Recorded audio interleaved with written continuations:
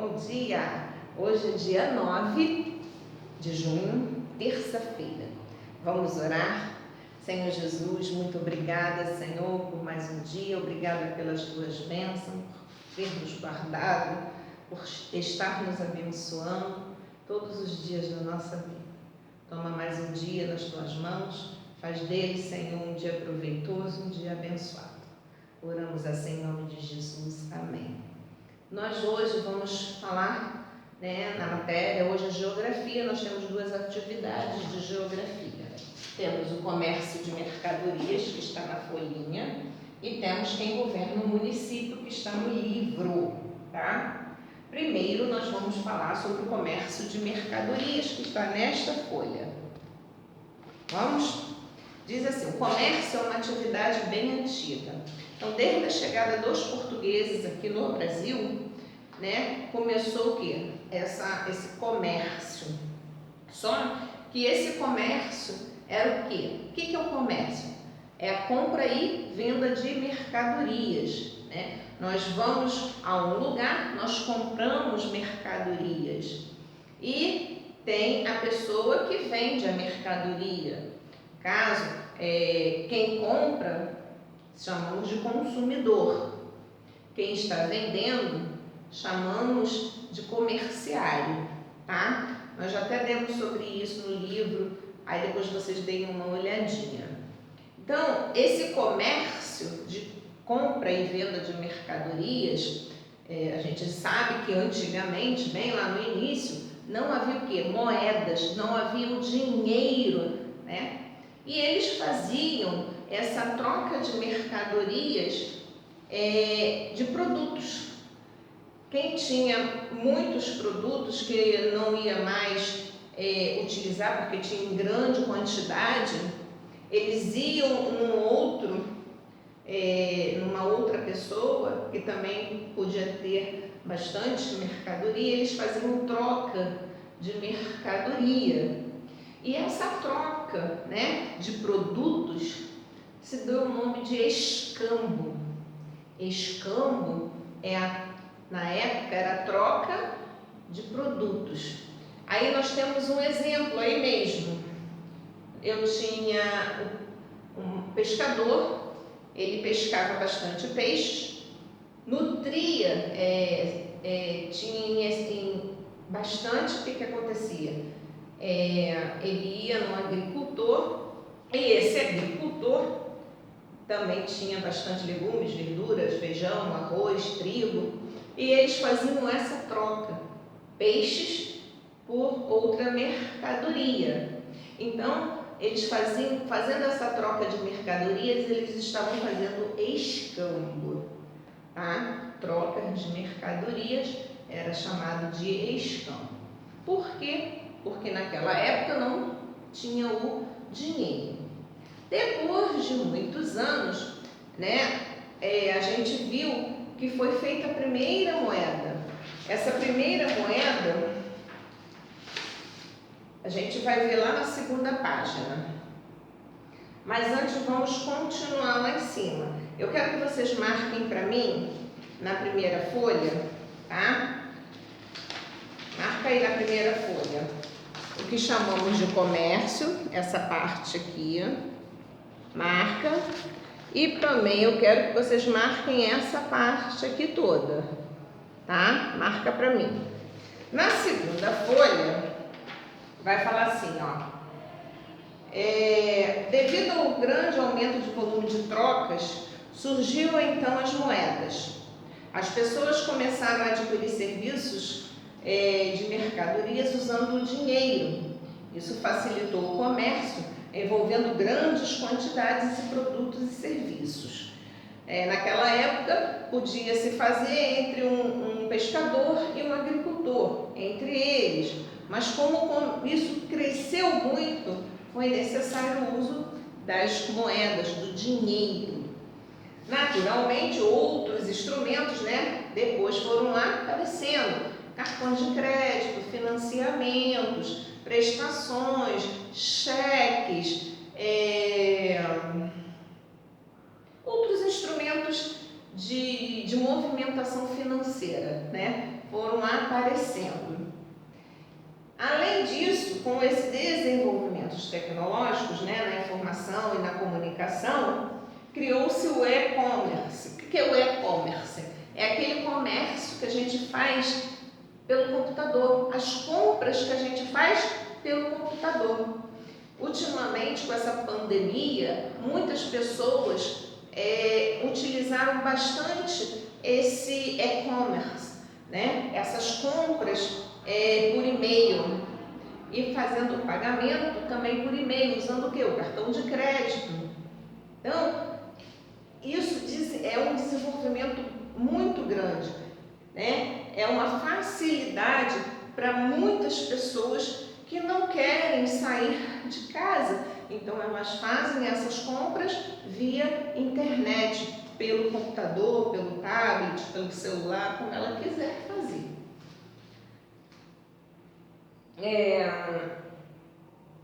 Embaixo vai ver a primeira moeda. Onde surgiu a primeira moeda? Qual foi a primeira moeda? As primeiras moedas apareceram na Lídia, onde hoje fica a Turquia, por volta do século VII a.C. Eram pequenas barras de metais que logo passaram a ser usadas em outras cidades, próximas do mar Mediterrâneo, porque facilitava o comércio de conchas e pele. Nos centros urbanos podemos observar o desenvolvimento acentuado do comércio. São inúmeros trabalhadores nesse setor da nossa economia. Com esse aumento surgiram novos prestadores de serviços que visam suprir as necessidades da mão de obra. A tecnologia empregada nas indústrias, escolas, hospitais, transportes, setores urbanos facilita a circulação de pessoas, informação e mercadorias. Muito do que é produzido no campo chega aos centros urbanos e a vários países do mundo. Então, a gente vê, né, que com esse crescimento da economia, com esse movimento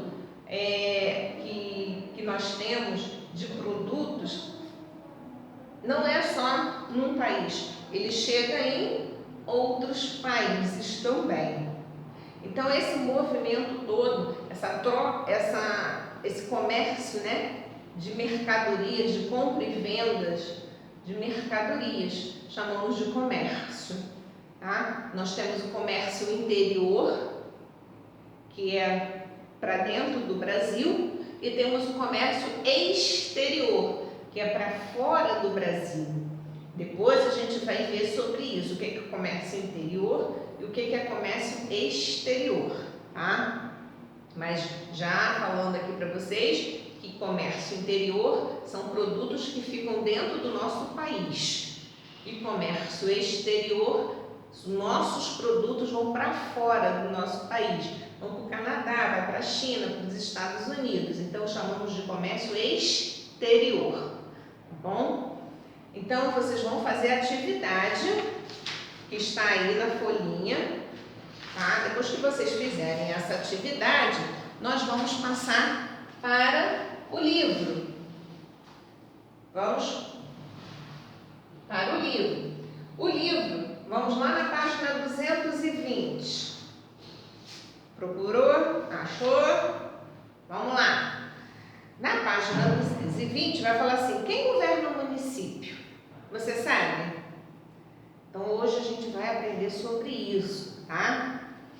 Você já viu que em todo município a população tem direito a diversos serviços públicos? Né? A gente até já falou sobre serviços públicos. Quais são eles? Escolas, hospitais, o tratamento da água, para a água chegar até a nossa casa, a coleta do lixo, né? Tem as praças públicas. Então, são serviços públicos. O governo é um conjunto das pessoas e dos órgãos responsáveis por cuidar dos problemas do município e atender às necessidades dos moradores. É o povo que dá esse poder ao governo. Marca esse trecho aí para mim, esse segundo parágrafo, que começa assim: o governo até o governo. Cuidar de um município, de um estado, de um país, São tarefas de muito trabalhosas. Por isso, as pessoas se organizam em grupos para executá-las. Nos municípios, há o poder executivo e o poder legislativo. O poder executivo, tá? A gente vai ver aqui, atua na prestação dos serviços públicos. No município, o chefe do poder executivo é o prefeito. Na falta do prefeito, é o vice-prefeito. Vamos lá? Então, no município, o chefe do poder executivo é o prefeito. Ele é auxiliado em seu trabalho pelo vice-prefeito e pelos secretários. Então, existem as eleições, tá? Nessas eleições, o povo, nós, elegemos o prefeito, elegemos o vice-prefeito. E o prefeito, ele dá o cargo para os secretários. Ele escolhe aqueles secretários que vão trabalhar com ele para ajudar a governar, a fiscalizar o nosso município, tá bom? O poder executivo, né, é a prefeitura. Nós temos a prefeitura. Nossa prefeitura do estado do Rio de Janeiro, a prefeitura do estado do Rio de Janeiro, ela fica ali no centro da cidade, na Cidade Nova. Então, a gente já ouviu também, eu já falei com vocês, que cada município, né, o nosso estado, ele tem vários municípios. Então, cada município, ele tem o quê? O seu prefeito, o seu vice-prefeito e os seus secretários, tá? Cada município, ele tem o seu prefeito, o seu vice-prefeito e os seus secretários, tá bom? O prefeito e o vice-prefeito são escolhidos pelo povo por meio de eleições diretas. São aquelas eleições que você vai lá com a mamãe votar, né? A função deles é de administrar o município e fazer cumprir as leis. Essas leis, né, elas têm que ser cumpridas e eles estão ali para administrar essas leis. O prefeito é quem define em que será gasto o dinheiro dos impostos que a população do nosso município paga, né, na construção de obras públicas, de estradas, escolas, hospitais, para fazer todas essas obras e cuidar dos serviços públicos. Ele tem de administrar bem esse dinheiro. Por isso é importante saber o que cada candidato e prefeito pensa antes de a gente votar. Sempre, né? Antes da gente votar, a gente tem que saber quem é esse candidato. O que ele já fez? Nós estamos vivendo num mundo de muita corrupção. E o que acontece? Essas pessoas, elas prometem, né? A gente acaba acreditando no que elas estão dizendo e a gente vota. E quando a gente vota nessa pessoa e ela está ali administrando, a gente vê que ela não está administrando bem, né, esse município. Que está faltando coisas que na promessa de campanha que ele fazia e não faz. Mas isso não é de hoje, né? Já vem isso já de muito tempo. Um dia, talvez isso a gente dê uma definição para isso. Nós temos agora o poder legislativo. Falamos do executivo, nós temos o legislativo. O poder legislativo é responsável pela criação das leis. Por que o legislativo cria as leis? Porque nesse caso aqui, nós também escolhemos, que são os vereadores. Os vereadores, né, a população dá a eles soluções, dá a eles ideias de leis que têm que ser feitas, e essas leis, eles estudam essas leis e mandam para o prefeito, para ver se essas leis vão poder ser cumpridas. O poder legislativo, ele é responsável pela criação das leis. No município, esse poder é formado pelos vereadores, que trabalham em grupo para criar leis que melhorem a vida da população. Também ajudam a fiscalizar se o prefeito está fazendo o trabalho dele corretamente. A sede do Poder Legislativo no município é a Câmara Municipal.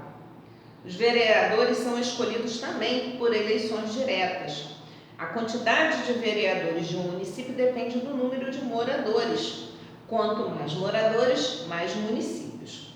Tá? Então, se numa cidade, por exemplo, o município do Rio de Janeiro é um município grande, né? Abrange uma população grande.